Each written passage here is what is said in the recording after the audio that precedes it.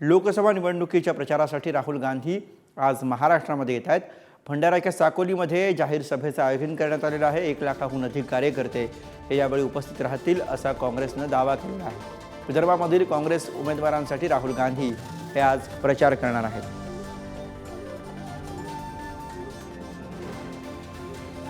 तर राहुल गांधी यांचा आज हा महाराष्ट्रामधला प्रचार दौरा। आज राहुल गांधी यांची भंडाऱ्यामध्ये सभा होते।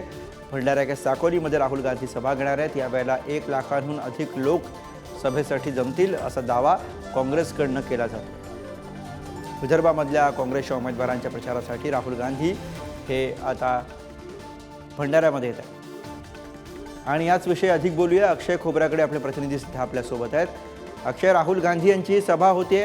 विदर्भामधल्या उमेदवारांच्या प्रचारासाठी राहुल गांधी हे महाराष्ट्रामध्ये येतात। कशी तयारी यावेळेला काँग्रेसकडून केली जाते?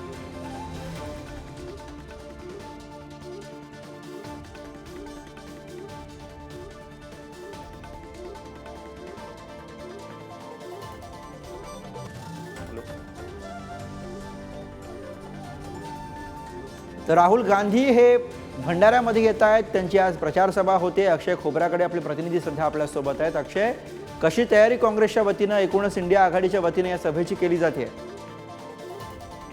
निश्चितच राष्ट्रीय काँग्रेसचे नेते राहुल गांधी यांची पहिल्यांदाच भंडारा जिल्ह्याच्या साकोली येथील सेंदुरवापा येथील संत गजानन महाराज मैदानावर सभा आयोजित करण्यात आली आहे।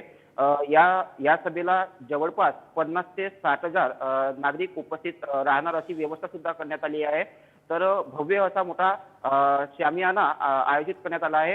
तर एकीकडे भाजपाचे उमेदवार सुनील मेंढे यांच्या प्रचारासाठी भाजपाने स्टार प्रचारकांना मैदानात उतरवले आहे आणि त्यांच्या सभा सुद्धा झालेल्या आहेत। मात्र काँग्रेसकडून आतापर्यंत एकही स्टार प्रचारक मैदानात उतरवले असले तरी भंडारा गोंदिया लोकसभा क्षेत्रामध्ये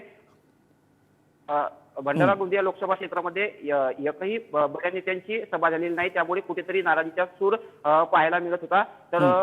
तर आता आज अखेर राहुल गांधी यांची साकोली येथे सभा आयोजित करण्यात आली आहे। कार्यकर्त्यांची मागणी होती राहुल गांधी यांच्या सभेची।